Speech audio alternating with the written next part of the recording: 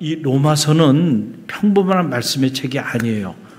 이 로마서는 복음서를 제외하고 가장 신학적이고 가장 영적이고 가장 영향력이 있는 말씀의 요체가 되는 그 메시지가 바로 이 로마서라고 하는 말씀의 책입니다. 그래서 이것은 모든 학자들이 이견 없이 공히 인정하는 그런 바예요. 그러니까 여러분들이 신앙생활하면서 이 로마서의 의미를 정말로 여러분들이 깊이 있게 묵상하고 로마서의 이 의미를 여러분들이 깨닫게 되는 것은 너무나도 중요하다라고 하는 거예요. 자, 이 로마서는 언제 기록이 됐냐면은 사도 바울이 3차 선교 여행 중에 고린도에 있을 때 기록된 거예요. 고린도에 있을 때.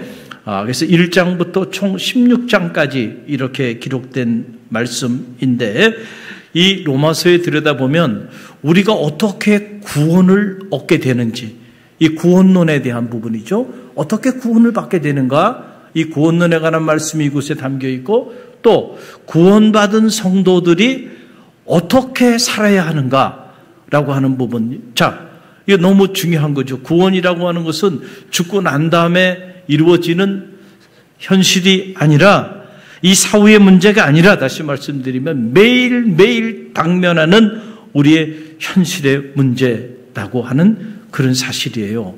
자, 그래서 사도 바울이 이제 이 문제를 가지고 이 로마서를 통해서 말씀을 선포하는데 놀라운 말씀의 비밀이 이 로마서 안에 다 담겨 있어요. 자, 이 로마서의 말씀이 선포될 당시 그 로마 교회의 상황을 제가 짧게 말씀드리면 로마 교회 안에는 문명의 충돌이 있었어요. 문화의 충돌이 있었어. 서로 다른 문명들이 서로 갈등하면서 서로 큰 충돌을 갖게 되었다. 이게 무슨 얘기냐면은 쉽게 말씀드리면 이런 얘기예요. 자, 예루살렘하고 이태리 로마하고 거리가 멀죠. 그런데 이 로마에도 복음이 들어갔다는 거예요. 어떻게 흘러 들어갔는가? 학자들에 의하면 디아스포라라 그래서 자, 이스라엘 백성들이 박해로 인해 다 흩어졌죠. 각지에 흩어졌다가 절기 때가 되면 다 예루살렘으로 모여든단 말이에요. 예루살렘으로 모여들었을 때 그 예루살렘에서 박해 상황에도 불구하고 목숨을 걸고 복음을 전했던 그리스도인들이 있었고 그 그리스도인들에 의해서 예루살렘에 왔다가 예수 그리스도를 영접하고 그리고 로마로 돌아갔던 디아스포라 유대인들이 있었단 말이에요. 그 사람들이 그곳에서 교회를 세우고 신앙생활을 하게 됐다는. 자, 이 유대적 배경을 가지고 있었던 그리스도인들 그리고 또 하나는 완전히 이방인이죠. 로마의 식민 지배 하에서 전혀 이 히브리 문화와 문명을 전혀 몰랐던 오히려 헬라 문화와 헬라 문명 더 나가서 이 제국의 문화와 문명 속에서 살아갔던 이방인들이 있었는데 그 이방인들이 예수 그리스도를 구주로 영접하고 로마 교회 안에 들어오게 됐어요. 그러니까 로마 교회 안에는 서로 다른 문명의 충돌이 일어난 거예요. 그렇죠? 히브리 문화와 헬라의 문화 그리고 제국의 문화까지 이 교회 공동체 안에 다 들어와 버린 거예요. 이 안에. 겉으로 보면은 다 그리스도인인데 내막은 들어가 보면은 다 배경이 다 달라요. 자, 우리도 그렇죠. 지금 우리 갈릴리 교회도 마찬가지입니다. 겉으로 보면은 다 한 믿음의 공동체지만은 그러나 그 내면 안으로 들어가 보면 삶의 배경들이 다 같아요? 틀려요? 다 다릅니다.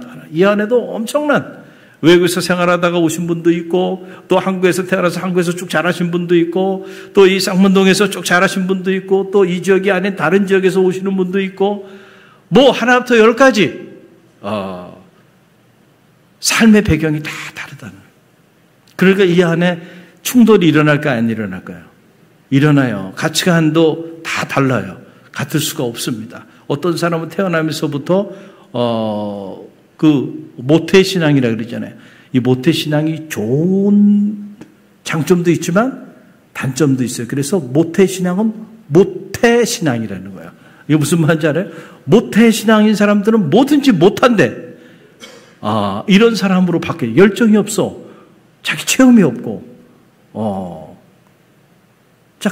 그런데 또 신앙이 없는 것 같은데 또 보면 또 깊이가 있어.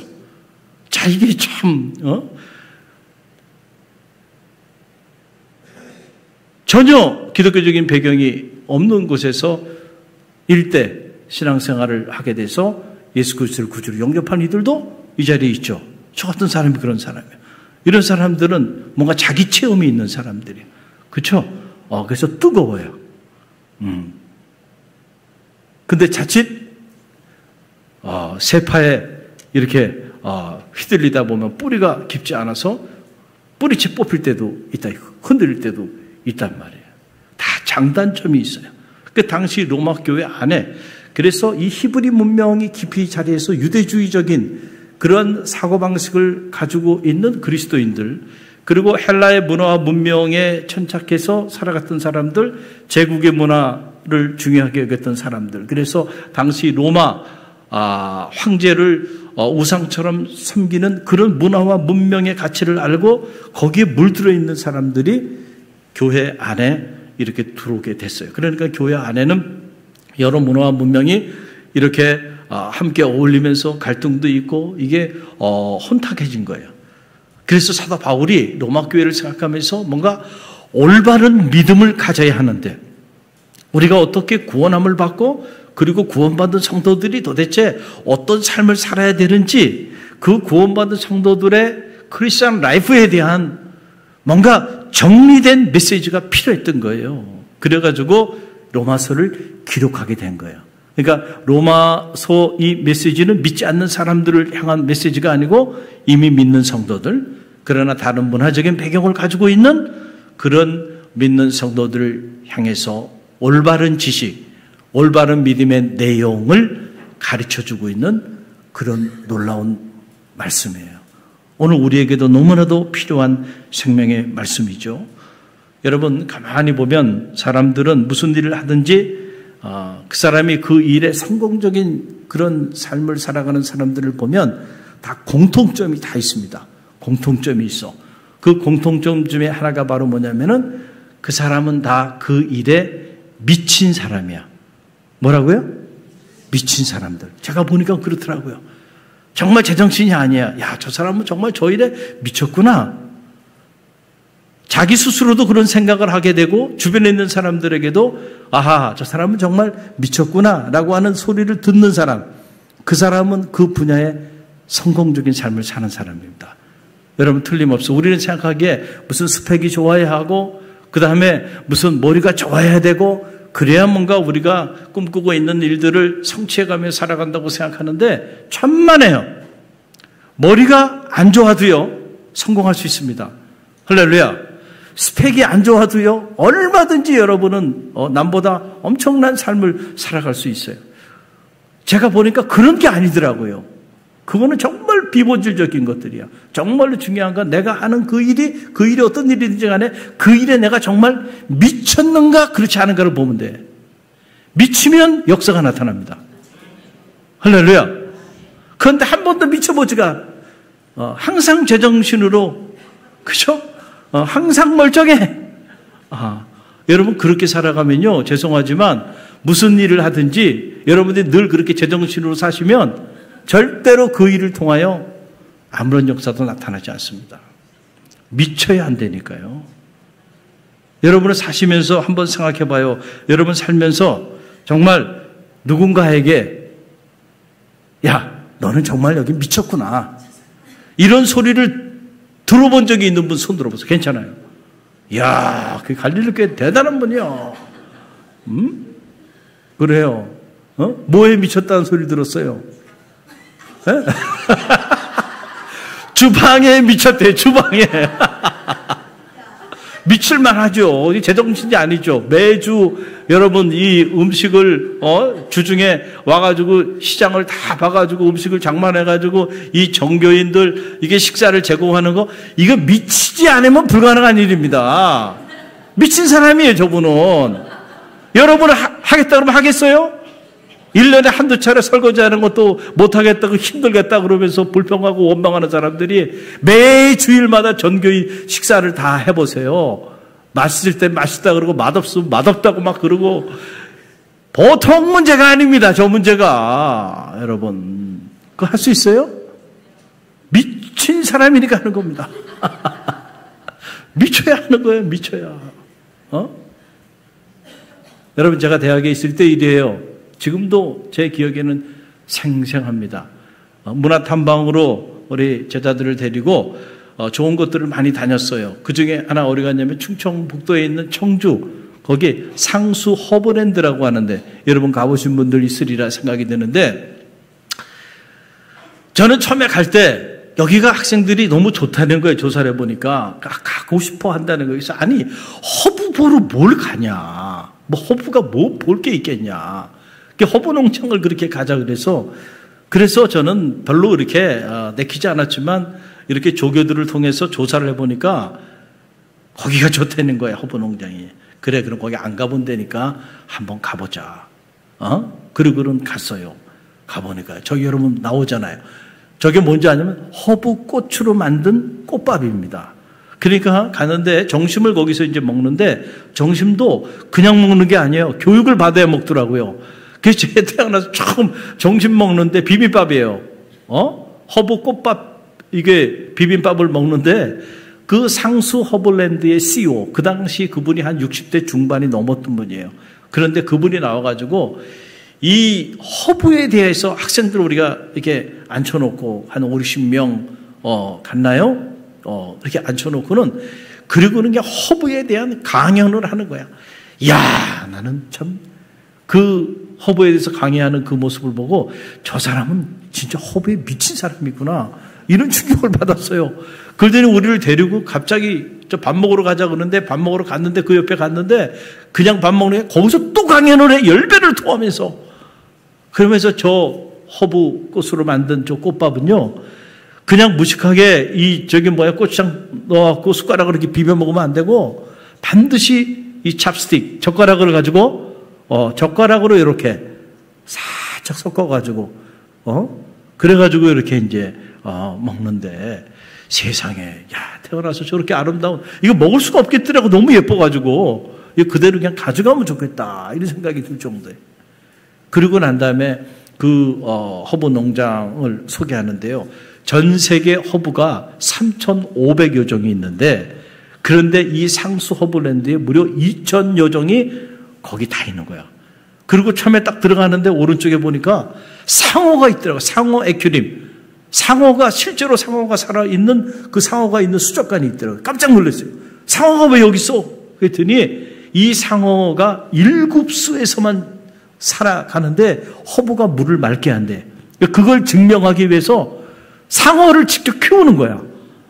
야, 정말 미친 사람이구나, 그런 생각을 했고, 그 안에 들어가서 이렇게 쭉 보는데 말이죠, 그 허브 농장이 어마어마해. 끝이 없어요. 그리고 허브에 관련된 것이 없는 것이 없어. 허브로 뭐 차도 만들고, 허브로 뭐 비누도 만들고, 허브로 초도 만들고, 뭐 별별 걸 다 만들어요. 그런 것들을 다 보고 또 같이 만들 수 있는 그런 장도 이렇게 마련되어 있더라고요. 그래서 제가, 이야, 정말 이 사람은 정말 허브에 완전 미친 사람이구나, 그런 생각을 하고 큰 충격을 받고 이렇게 이제 나오는데 보니까 이게 산 속에 있어요.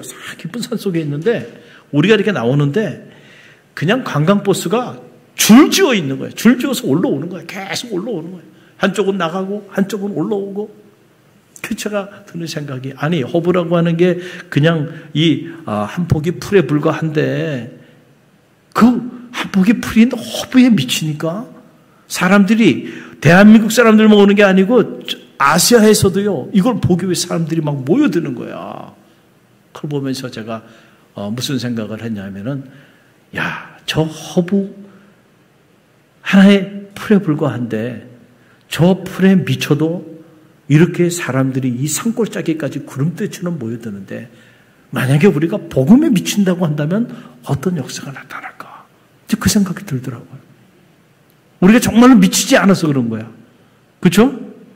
정말 우리가 복음에 미칠 수 있다고 그러면 여러분, 복음과 허브가 어느 게 능력이 있어요? 허브? 복음이 능력이 있잖아요. 복음이. 자, 그런데 우리가 이 복음에 정말 미칠 수만 있다고 그러면 어떤 역사가 나타날까? 아마 어마어마한 역사가 나타나지 않겠는가? 할렐루야. 저는 이 로마서를 묵상하면서 저와 여러분 모두가 정말 복음에 미친 사람들이 되는 역사가 나타나기를 간절히 바랍니다. 이걸 광인이라고 말해요. 어느 목사님은 광인 영성, 광인 목회를 하신 분들도 있어요.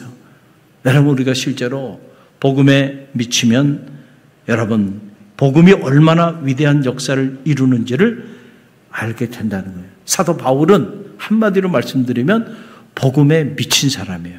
뭐에 미친 사람이요? 복음에 미친 사람이다. 그러니까 여러분 보세요. 어떻게 그 철의 제국 로마가 복음으로 무너집니까? 어떻게 무너질까요? 여러분, 계란으로 바위를 깨면 바위가 깨집니까?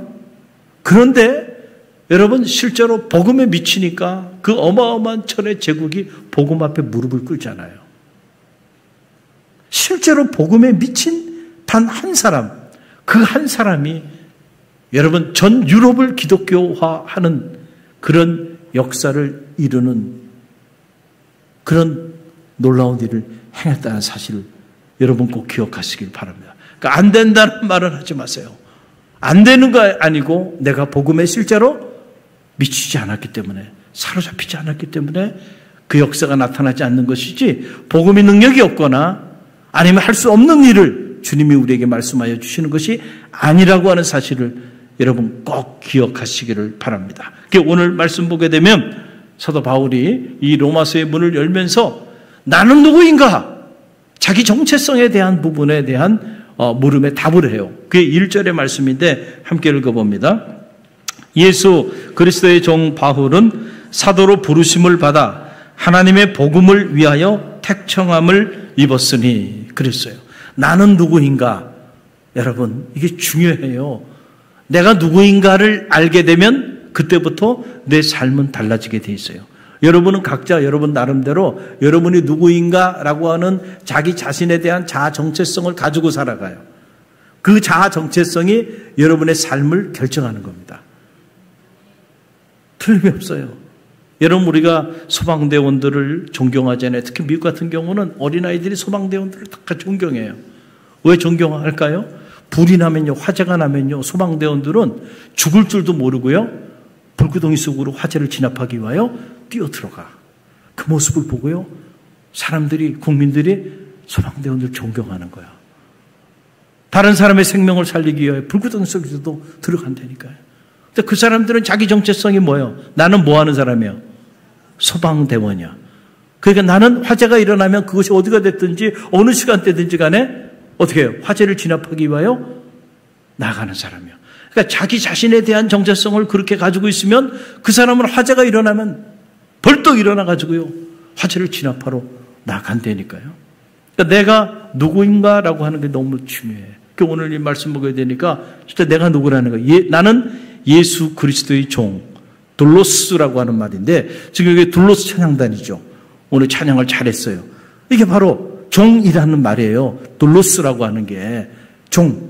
그런데 이 종이라고 하는 말은 지금 우리가 생각하는 종이라고 하는 이런 개념하고 당시 종이라고 하는 말이 갖는 개념하고는 완전히 다른 거예요. 여러분, 그 당시는 지금은 그런 신분제도가 없기 때문에 우리가 그냥 편하게 사용하지만 사실은 종이라는 단어 자체를 자기 자신에게 이렇게 붙여서 사용한다고 하는 것은 결코 쉬운 일이 아니에요. 왜냐하면 종은 인격체가 아니었습니다. 당시에는. 주인의 그냥 소유물이었어. 그러니까 마음대로 주인이 팔기도 하고 사기도 하고, 종들은. 그리고 더 나가서 주인이 죽일 수도 있어요. 심지어. 그 주인의 마음이야. 그게 종이에요. 그런데 사도 바울이 나는 예수 그리스도의 종이라는 거예요. 그럼 이 사람은 미친 사람이에요? 아니면 정상인 사람이에요? 미친 사람이지. 누구에게 미친 거예요? 예수 그리스도에게 미친 거예요. 그러니까 예수 그리스도의 뭐가 된 거예요? 종이 된 거예요. 여러분, 미쳤다고 하는 표현이 여러분 좀 거칠게 들릴 수 있을지 몰라요. 좀 풀어서 설명한다고 한다면 fall in love 한 거예요. I fall in love with you. 나는 당신에게 빠진 거예요. 사랑에 빠졌어. I'm into you. 나는 너 안에 완전 빠져들어갔어. 밥 먹어도 너 생각밖에 안 나. 잠을 자도 꿈속에서도 네가 나타나.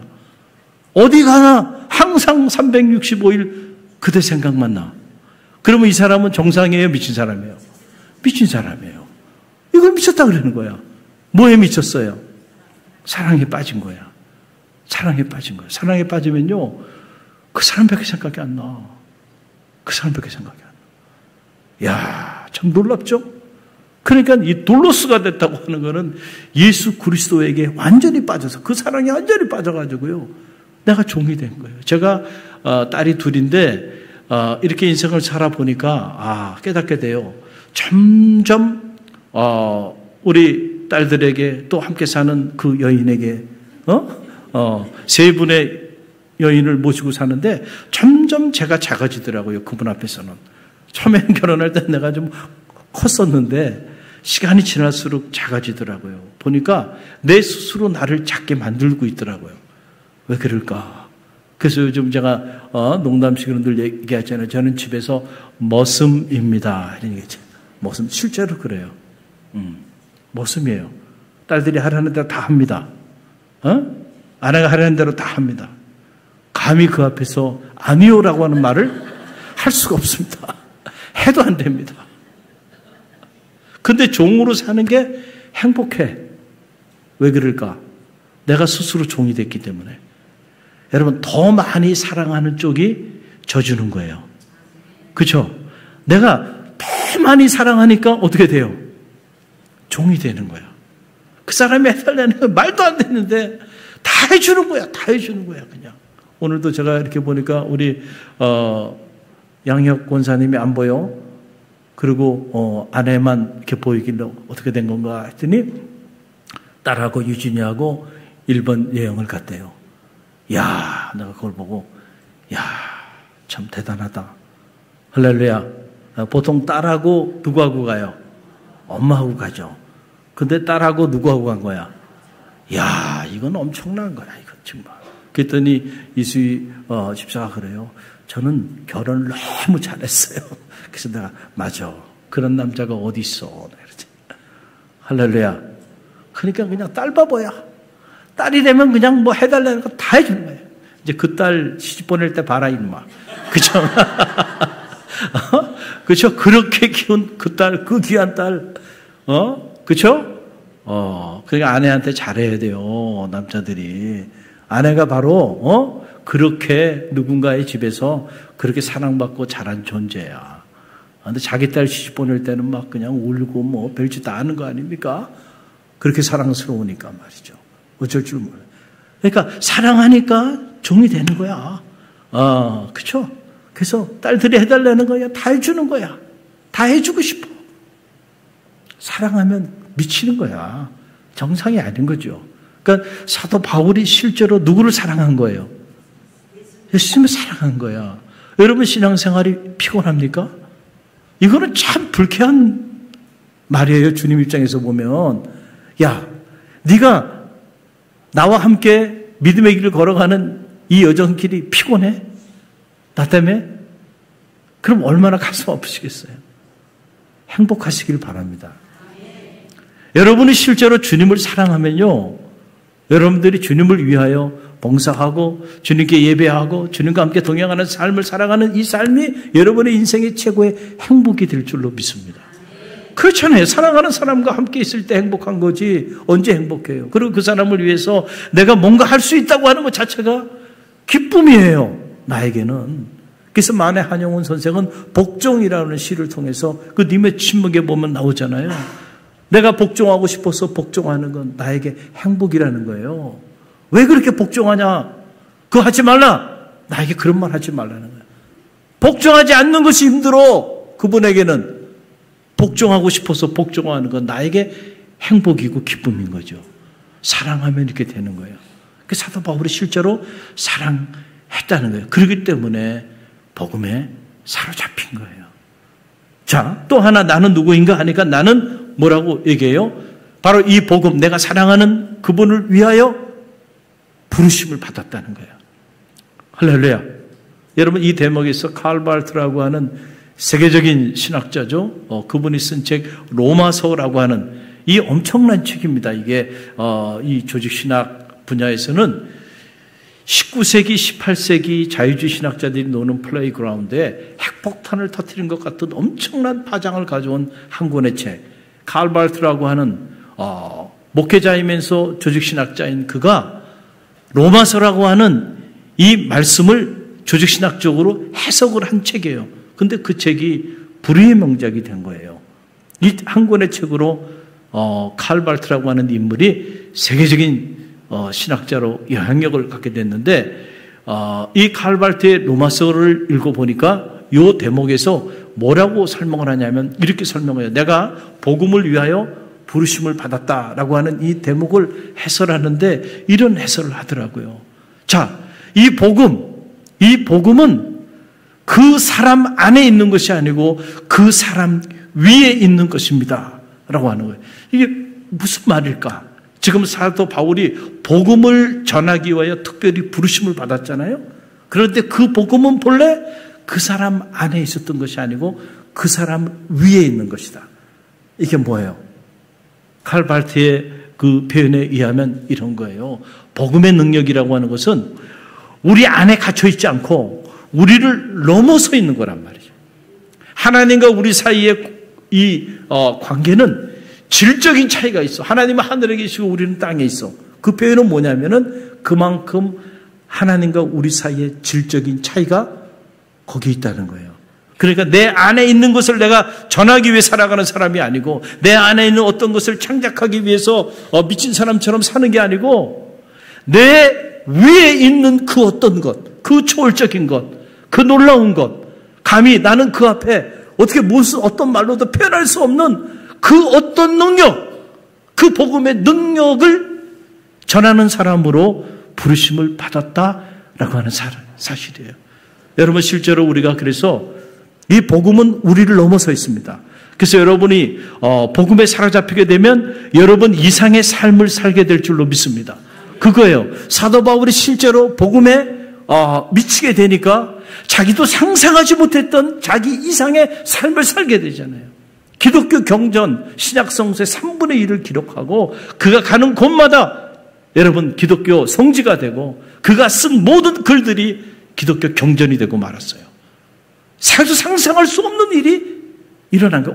그것은 이 복음의 능력이 자기 안에 갇혀 있는 것이 아니고 자기 위에 자기를 넘어서는 그런 엄청난 능력을 가지고 있기 때문에 그렇다는 거예요. 그 복음을 전하기 위하여 나는 부르심을 받은 사람이다. 저는 바라기는 사도 바울의 이 자기 정체성에 대한 이 자아의식이 여러분 가운데도 실제하게 되기를 간절히 바라고 갈릴리 교회가 통째로 이런 복음의식에 사로잡혀 있는 교회가 돼서 우리 갈릴리 교회를 넘어서는 역사가 나타나게 되기를 간절히 바랍니다. 자, 사도 바울이 사도행전 20장 24절 보게 되면 그래서 이런 말을 전해요. 함께 읽어봅니다.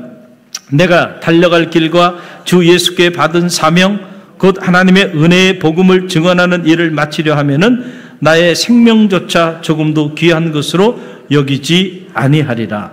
아멘. 여러분, 세상에서 가장 무서운 사람은 누구냐면요, 죽음을 두려워하지 않는 사람이야. 이 사람만큼 무서운 사람이 어디 있어요? 여러분, 죽음을 두려워하지 않고 달려드는 사람만큼 무서운 사람이 어디 있겠습니까? 사도 바울이 복음을 전하는 그 일을 위하여 나의 생명을 조금도 귀한 것으로 여기지 아니하겠다는 거예요.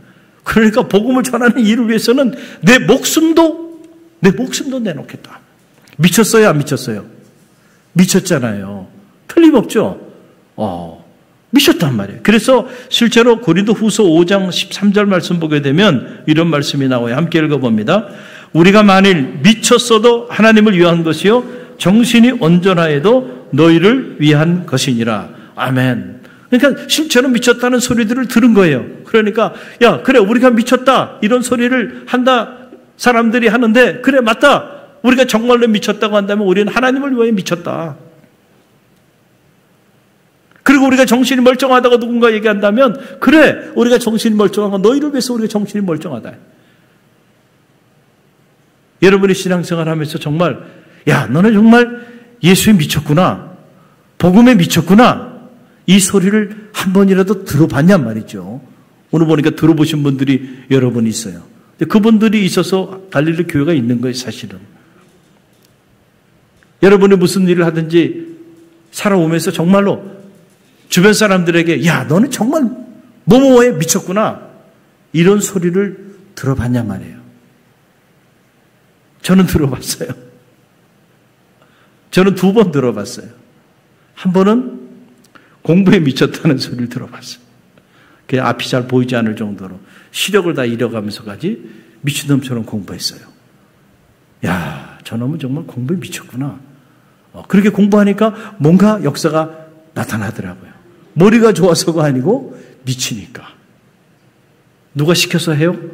아니에요. 정말로 공부 잘하려면 어떻게 해야 돼요? 공부에 미치면 돼. 미치면 돼. 여러분이 영어 공부 잘하고 싶어요? 간단합니다. 어떻게 하면 돼? 영어에 한번 미쳐봐. 그러면 역사가 나타난다니까요. 틀림없어요. 저는 제가 영어에 한참 미쳐있을 때 어땠냐, 어느 날 버스를 타고 갔어요. 버스를 타고 이렇게 가는데 그 당시 제 의식 속에 어떤 의식이 있었냐면, 내가 아는 한글 표현 중에 이걸 영어로 번역할 수 없는 단어는 있을 수가 없다. 저는 그런 의식을 가졌어요. 그러니까 내가 아는 모든 한국말은 다 영어로 표현할 수 있다. 이런 생각을 가지고 그런 영어 공부를 했어요. 그런데 버스를 타고 이렇게 가는데 갑자기 뚱딴지처럼 배꼽이 영어로 뭐지? 근데 배꼽이 영어로 뭔 줄 모르겠는 거야. 배꼽이. 그래가지고 지금이야 인터넷이 있고 셀러폰이 있고 이러니까 그 자리에서 찾아보면 알지만, 그 당시에 그런 거 아무것도 없었잖아요. 인터넷도 없고 아무것도 없었던 시절이에요. 그게 버스 도중에 내려가지고 서점을 찾았어요. 그 서점에 들어가면은 뭐가 있어요? 사전이 있죠. 그 영어 사전을 뒤져봤어요. 그랬더니 배꼽이 벨리 버튼이더라고요. 벨리가 뭔지요? 벨리 언덕이에요. 그러니까 배가 이렇게 나왔잖아요. 그 언덕 중앙에 뭐가 있어요? 버튼이 하나 있죠. 그게 뭐라고요? 그게 배꼽이야. 그런데 그 다음 토플 시험을 보는데 그게 문제로 나왔더라고요. 야, 그러니까 미치면 역사가 나타나는구나. 그리고 밤에 잘 때요, 그냥 잔 적이 없어요. 저 세운상가에 가가지고 그 중고 일제 그 카세트를 사다가요, AFKN을 틀어놓고요, 밤에 잘 때 무의식 속에서도 영어 공부를 해야 되잖아. 시간이 없으니까. 영어를 계속 들어야 귀가 뚫린다 그러니까. 그래가지고 이렇게 친구들 만날 때도 항상 영어를 듣고 있었어요. AFKN을. 그 앞에서 나한테 뭐라고 말하면 나는 그냥 들어만 줘요. 그렇지만은 내가 가능한 한국말로 말하려고 하진 않고 듣기만 하고 계속 나는 영어를 듣고 있었고, 밤에 잘 때도 마찬가지예요. 켜놓고 잤어요. 그러니까 한 달, 2달 지나니까요, 잠만 자면 꿈에서 말이죠, 이미 유학을 가 있더라고, 내가.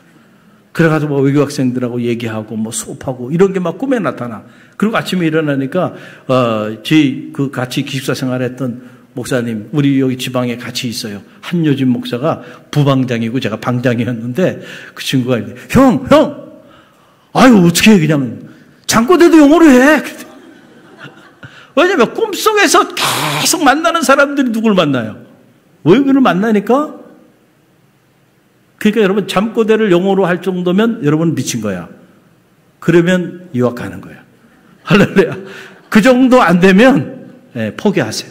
그 정도 안 돼, 힘들어. 그러니까 미치면 된다니까. 그래서 미쳤다는 소리를 제가 들어봤어요. 최근에 듣는 미쳤다는 소리는 뭐냐면은, 우리 목회자들이 저한테 하는 얘기예요. 넌 교회에 미쳤니? 이 얘기예요. 이게 무슨 말이냐면, 우리 감리교단 안에 이런저런 모임들이 너무 많아요. 그게 이 모임, 저 모임에도 무조건 와달라는 거야. 무조건 와달라는. 근데 제가 거의 다 안 갑니다. 그리고 교회만 있어요. 특별한 일이 아닌다면은. 야, 넌 교회에 뭐가 있길래 그러냐? 너 교회 미쳤어? 좀 나와! 그랬는데 안 나갑니다. 제가 안 나갑니다. 왜냐하면 이게 뭐가 모임들이 맞아요. 뭐가 너무너무 많아요. 그래서 제가 나가지 않고요. 우리 사역자들은 알아요. 특별한 일이 아니다면 거의 새벽부터 교회만 있습니다. 제가 교회만. 난 교회 미쳤구나 너. 좀 밖으로 좀 나와. 이런 얘기를 하는데 밖으로 나가고 있질 않아요. 제가. 특별한 일이 아니면 안 나갑니다. 할렐루야. 여러분은 뭐에 미쳐 있어요 요즘? 골프에 미쳐 있어요? 아니면 테니스에 미쳐 있어요? 뭐에 미쳐 있어요 여러분? 그 사람이 뭐에 미쳐 있는가를 보면 그 사람의 본질이 드러나고요. 그 사람의 미래가 보입니다. 할렐루야. 오늘 내가 뭐에 미쳐 있느냐가 중요한데 사도 바울은 복음에 미친 사람인데 왜 사도 바울이 복음에 미쳤을까? 그 이유가 있어요. 복음의 능력을 확신했기 때문이에요. 그렇죠? 그래서 이 로마서 1장 16절 말씀 보면 이런 말씀이 나와요. 우리 함께 읽어봅니다. 내가 복음을 부끄러워하지 아니하노니 이 복음은 모든 믿는 자에게 구원을 주시는 하나님의 능력이라 먼저는 유대인에게요 그리고 헬라인에게로다. 아멘. 사도 바울이 복음에 이렇게 미칠 수 있었던 이유는 뭐냐면 실제로 복음의 능력을 그가 체험했기 때문에 그래요. 여러분 이 체험적인 신앙을 갖는 것이 너무너무 중요해요. 복음은 모든 믿는 자들에게 구원을 주신 하나님의 능력이 된다. 여기서 보세요. 모든 믿는 자 누구예요? 사도 바울 같은 너 같은 사람도 자기 같은 사람도 믿음으로 구원을 받았잖아요. 사도 바울이 어떤 사람이에요?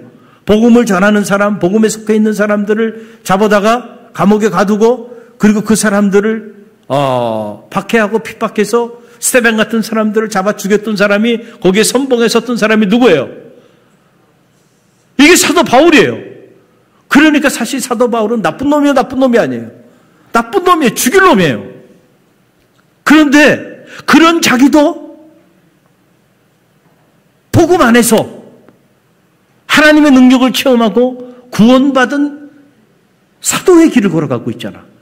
그러니까 이 복음의 능력이 얼마나 엄청난 것인가라고 하는 사실을 자기 자신이 이걸 복음은 1인칭으로 경험했다는 말이 이런 거거든요. 그냥 복음이라는 게 어디 저기 있는 게 아니에요. 누가 말하니까 그냥 그게 복음이구나 이게 아니고 내가 실제로 내 위에 있는 복음의 능력을 체험한 거야. 1인칭으로. 할렐루야. 우리 청년들도 이 복음을 1인칭으로 체험하게 되는 역사가 있게 되길 간절히 바랍니다. 그러면 복음이 여러분의 운명을 바꿀 거야. 여러분의 인생을 바꿔버릴 거예요. 그 사도 바울이 실제로 여기 미친 거예요. 여러분 여기서 능력이라는 말, 두나미스라고 하는 말이고 이 두나미스라고 하는 이 말은 다이나마이트 영어에 여러분 이 영어 단어는 대부분이 라틴어와 그리고 그릭, 헬라어 기원을 가지고 있어요. 그래서 어원을 공부해보면 이 영어 단어의 의미를 쉽게 이해할 수가 있어. 두나미스, 다이나마이트 비슷하죠? 거기서 나온 거예요. 그러니까 여러분 다이나마이트는요 대단한 폭발력이 있죠. 그런데 여러분 이 폭발력이 있는 다이나마이트도요 거기에 불을 붙여야 돼. 심지어 불을 붙일 때 그 다이나마이트에 그 엄청난 폭발력이 나타나게 돼 있어요. 그런데 아무리 엄청난 폭발적인 능력을 가지고 있는 다이나마이트도요 불을 붙이지 않으면 아무런 역사도 나타나지 않아요. 그냥 보잘것없는 막대기 하나에 불과하단 말이죠. 저는 말하기는 저와 여러분은 실제로 복음의 담지자들이에요. 그렇죠. 그러니까 이미 우리 안에 두나미스, 이 다이나마이트와 같은 이 복음의 폭발적인 능력이 저와 여러분에게 다 있어요. 아멘입니까? 할렐루야. 다 있는데 중요한 것은 불을 붙이는 것이 중요해. 불을 붙이면 여러분 이것이 타다가 터집니다. 그러면 엄청난 폭발적인 역사들이 나타나요. 저는 이 로마서를 여러분에게 강의하면서 제 안에 한 가지 강한 열망은 저와 여러분 모두가 실제로 다 다이나마이트 같은 그런 폭발적인 능력을 가지고 있는 하나님의 사람들인데 여러분 각자에게 우리 모두에게 불이 붙여지는 역사가 나타나기를 간절히 바랍니다. 로마서를 지식으로만 이해하는 게 아니고요. 실제로 이 로마서를 묵상하면서 갈릴리 교회 폭발적인 부흥의 역사가 나타나기를 간절히 바랍니다. 실제로 이 복음을 묵상하면서 복음의 능력이 여러분의 삶의 자리 가운데 체험되어지기를 바랍니다. 복음의 능력으로 여러분의 육신의 질병도 치유함을 받고 여러분의 인생의 문제도 해결함을 받고 이 복음 때문에 여러분이 여러분 이상의 삶을 살게 되는 역사가 나타나기를 간절히 바랍니다.